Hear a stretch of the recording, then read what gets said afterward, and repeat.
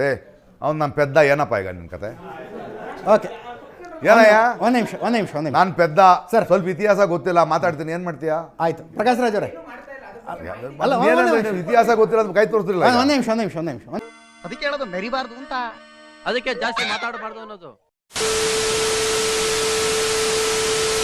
ಸ್ನಾತಕೋತ್ತರ ಕೃಷಿ ವಿದ್ಯಾರ್ಥಿ ಉತ್ಕರ್ಷ್ ಅಂತ. ನನ್ನ ಪ್ರಶ್ನೆ ಏನಂತ, ರೀಸೆಂಟಾಗಿ ನೀವು ಒಂದು ಟ್ವೀಟ್ ಮಾಡ್ತೀರಾ, ಏನು ಅಂತಂದರೆ ಅಂಬೇಡ್ಕರ್ ಮತ್ತು ಪೆರಿಯಾರ್ ಒಂದು ಫೋಟೋ ಹಾಕಿ ನೀವು ಟ್ವೀಟ್ ಮಾಡ್ತೀರಾ. ಸೊ ಒಂದೇನಂತಂದರೆ, ಇದೇ ಪೆರಿಯಾರ್ ಅವರ ಆರ್ಯ ದ್ರಾವಿಡ ಸಿದ್ಧಾಂತವನ್ನು ಅಂಬೇಡ್ಕರ್ ವಿರೋಧ ಮಾಡಿದ್ರು. ಮತ್ತು ಅವರೇ ಪೆರಿಯಾರೇ ಹೇಳ್ತಾರೆ, ಅಂಬೇಡ್ಕರ್ ಅವರು ಬ್ರೈಬ್ ಮಾಡಿದ್ದಾರೆ, ಬ್ರಾಹ್ಮಣರನ್ನು ಅವರು ಬ್ರೈಬ್ ಮಾಡಿದ್ದಾರೆ, ಸಂವಿಧಾನವನ್ನು ರಚನೆ ಮಾಡಿದ್ರು. ಬಾಯ್ ಬಿಟ್ರೆ ಅಲ್ಲುದ್ರಿಸ್ಬಿಡ್ತೀನಿ, ಹೋಯ್ತಲ್ಲ ಒಳಿಕೆ.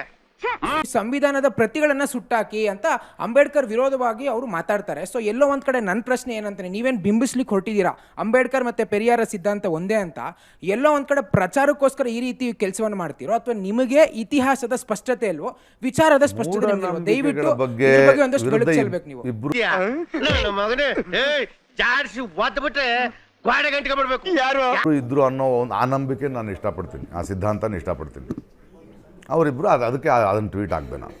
ಮೂಢನಂಬಿಕೆಯನ್ನು ನಿವಾರಿಸಬೇಕು ಅಂದಾಗ ಅವರಿಬ್ಬರು ನಿಂತ್ಕೊಳ್ತಾರೆ.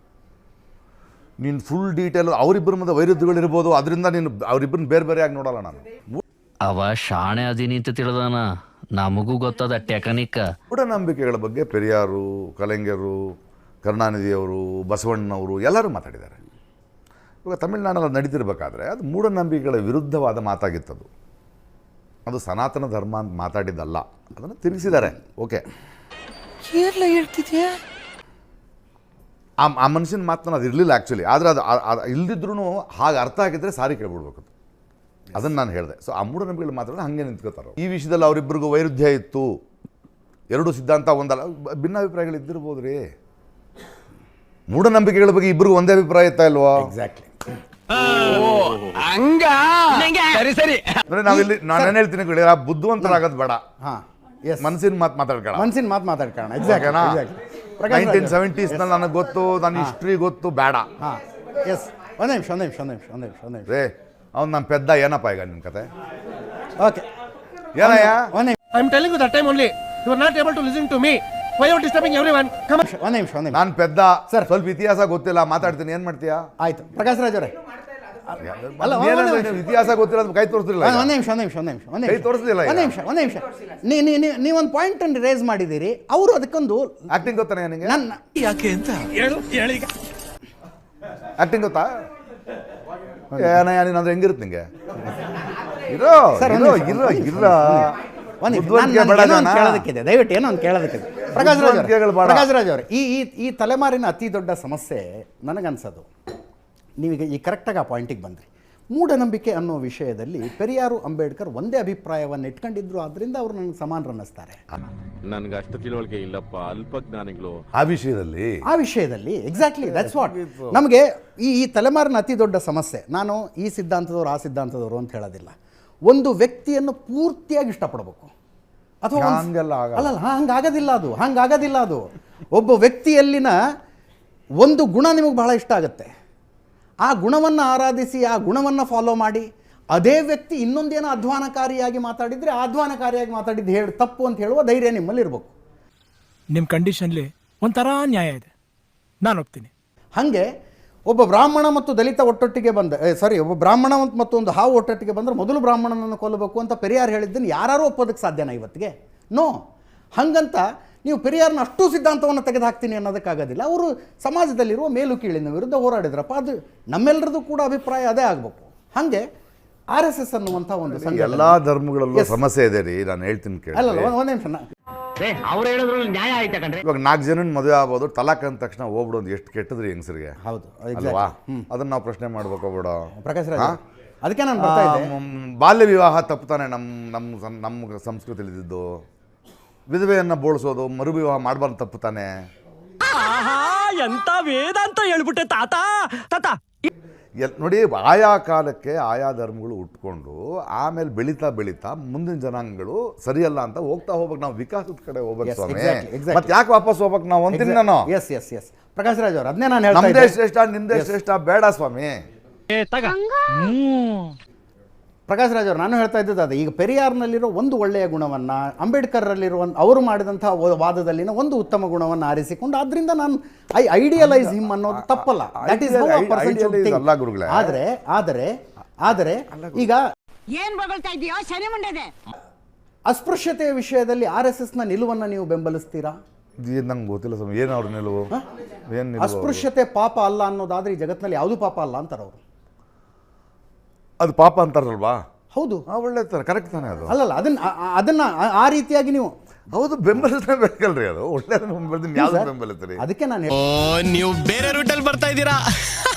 ಅಸ್ಪೃಶ್ಯತೆ ಒಪ್ಕೊಳಕ್ಕಾಗಲ್ಲ. ಎಸ್, ಹಾಗೆ ಒಂದು ಸಂಘಟನೆ, ಒಬ್ಬ ವ್ಯಕ್ತಿ, ಐ ಹೇಟ್ ಹಿಮ್, ನೋ, ಎಲ್ಲದರಲ್ಲೂ ಒಳ್ಳೆಯದಿರಬಹುದು, ಎಲ್ಲದರಲ್ಲೂ ಒಳ್ಳೆಯದಿರಬಹುದು, ಎಲ್ಲದರಲ್ಲೂ ಹೇಟ್ರೆಡ್ ತುಂಬಾ ಡೇಂಜರಸ್ ವರ್ಡ್. ದ್ವೇಷಿಸಬಾರ್ದು. ಏನಿಲ್ಲ, ಇಂಥವರಿಂದನೇ ಓವರ್ ಮಳೆಯಾಗಿ ಡ್ಯಾಮ್ಗಳೆಲ್ಲ ಓಪನ್ ಆಗ್ತವೆ. ರೈಟ್. ನೀವು ಇಷ್ಟ ಇಲ್ಲದೆ ಇರ್ಬೋದು, ನೀವು ವಿರೋಧಿಸ್ಬೋದು, ಅಭ್ಯಂತರ ಇರ್ಬೋದು. ದ್ವೇಷ ತುಂಬ ಸ್ಟ್ರಾಂಗ್ ವರ್ಡ್. ಅದು ನಮ್ಮೊಳಗೆ ಬರಬಾರ್ದು. ಅದು ಕೊನೆಗೆ ನಮ್ಮನ್ನೇ ಸುಡುತ್ತೆ. ಯಾವ ದ್ವೇಷ ಅಷ್ಟು ಇರಬಾರ್ದು. ಕೊಲ್ಲೋ ಅಷ್ಟು, ಹೊಡಿತೀನಿ ಅನ್ನೋಷ್ಟು ಕ್ರೌರಿಗಳು ಒಳ್ಳೆಯದ. ಅದೇ ರೀತಿ ಕೆಲವು ಕಂದಾಚಾರಗಳ ವಿಷಯದ ಬಗ್ಗೆ ನೀವು ಮಾತಾಡಿದ್ರಿ. ಇಂಥದ್ದು ನಮ್ಮ ಸಮಾಜದಲ್ಲಿ ಇತ್ತಲ್ವಾ? ಇಲ್ಲ, ಡೆಫಿನೆಟ್ಲಿ ಬಂದಿದ್ದೀವಲ್ಲ ಹೊರಗಡೆ. ಎಸ್, ಎಂತ ಅದ್ಭುತವಾದ ವಿಚಾರವಂತ ನೀನು.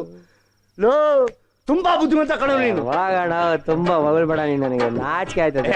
ಹೊರಗಡೆ ಬಂದ್ವಿ, ಎಲ್ಲರಲ್ಲೂ ಹುಳುಕಿತ್ತು ಅಂತೀನಿ ನಾನು. Yes, exactly. ಅದೇನಾಗುತ್ತೆ, ಧರ್ಮದ ತಪ್ಪಲ್ಲ ಅದು. ಆಯಾ ಕಾಲದವ್ರು ಅವ್ರವ್ರಿಗೆ ಕೆಲವ್ರು ಇರ್ತಾರೆ, ವಿಕಾರಿಗಳಿರ್ತಾರೆ, ಅವ್ರು ಮಾಡ್ಕೊಂಡಿದ್ದದು.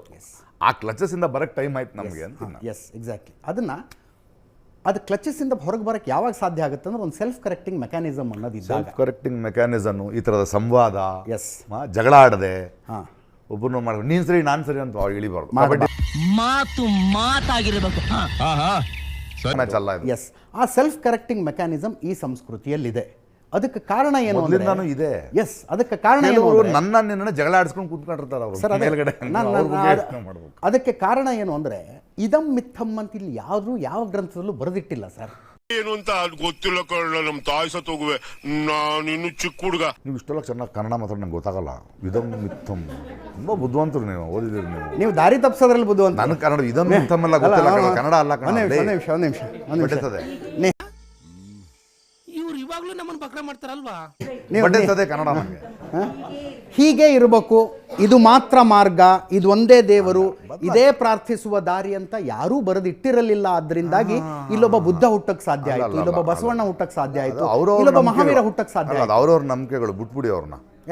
ಅಯ್ಯೋ, ಮಳ್ಳಿ ಮಂಚಕ್ಕೆ ಎಷ್ಟು ಕಾಲ ಅಂದ್ರೆ ಮೂರು ಮತ್ತೊಂದು ಅಂದಂತೆ. ಏನೋ ಇದೇ ದಾರಿ, ಇದೇ ದೇವರು ಅಂತ ಅನ್ಕೊಳ್ತಾರಲ್ಲ, ಅವ್ರನ್ನ ಬಿಟ್ಬಿಡಿ. ಅವ್ರು ಇನ್ನೊಬ್ಬರ ಮೇಲೆ ಹೇರಿದಾಗ ಮಾತ್ರ ಅವ್ರನ್ನ ಬಿಟ್ಬಿಟ್ರೆ ಬುಡಕ್ ಬರುತ್ತೆ ಅನ್ನೋದನ್ನ ನಾನು ಹೇಳ್ತಾ. ಅವ್ರು ಮಾಡ್ಕೊಂಡಿರ್ಲಿ ಬಿಡಿ, ಅದು ಇನ್ನೊಬ್ರು ಮಾಡ್ಬೇಕು ಅಂತ ಹೇಳಿದಾಗ ಮತ್ತೆ ನಾವು ಕೇಳ್ಬೇಕು. ನಾನು ಪ್ರಾರ್ಥಿಸುವ ಮಾರ್ಗಕ್ಕೆ ಇನ್ನೊಬ್ಬರನ್ನ ಕರೆದುಕೊಂಡು ಬರಬೇಕು ಅಂತ ಹೇಳುವ ಧರ್ಮ ಗ್ರಂಥ ಇದೆಯಲ್ಲ, ಆ ಧರ್ಮ ಗ್ರಂಥದ ಬಗ್ಗೆ ನಿಮ್ಮ ಅಭಿಪ್ರಾಯ? ಅವ್ನು ಕನ್ವಿನ್ಸ್ ಮಾಡಕ್ಕೆ ಟ್ರೈ ಮಾಡಲಿ, ಬಂದ್ರೆ ಬರಲಿ. ಫೋರ್ಸ್ ಮಾಡಿ ಕನ್ವರ್ಷನ್ ಎಲ್ಲ ಮಾಡೋದು ತಪ್ಪದು. ಇದೊಂದೇ ಕಡ್ಲ ಈ ಕಾಗದಕ್ಕೆ ಒಳ್ಳೆ ವಿಷಯ ಅಂತ ನೀನು ಹೇಳಿದ್ದು. ಇದು ಈ ಸ್ಟೋರಿಯ ಕತೆ. Wonderful, congratulations. ವಿಡಿಯೋ ನೋಡಿದ್ರಲ್ಲ ವೀಕ್ಷಕರೇ, ನಾವು ಜಾತಿ ಧರ್ಮ ಅಂತ ಹೊಡೆದಾಡಿಕೊಳ್ಳುವುದು ಸರಿಯಾ, ಮತ್ತು ರಾಷ್ಟ್ರ ರಾಜಕಾರಣಿಗಳು ನಮ್ಮನ್ನು ಹಿಂದೂ ಮುಸ್ಲಿಂ ಎಂದು ಪ್ರೇರೇಪಿಸಿ ನಮ್ಮಲ್ಲೇ ಜಗಳ ತಂದಿಡುವುದು ಸರಿಯಾ? ಮತ್ತು ನಿಮ್ಮ ಅಭಿಪ್ರಾಯ ಕಮೆಂಟ್ ಬಾಕ್ಸ್ನಲ್ಲಿ ತಿಳಿಸೋದನ್ನು ಮರಿಬೇಡಿ. ವಿಡಿಯೋ ಇಷ್ಟ ಆಗಿದ್ರೆ ಲೈಕ್ ಮಾಡಿ, ಶೇರ್ ಮಾಡಿ ಮತ್ತು ಸಬ್ಸ್ಕ್ರೈಬ್ ಮಾಡೋದನ್ನು ಮರಿಬೇಡಿ. ಮುಂದಿನ ವಿಡಿಯೋದಲ್ಲಿ ಸಿಗೋಣ. ಧನ್ಯವಾದಗಳು.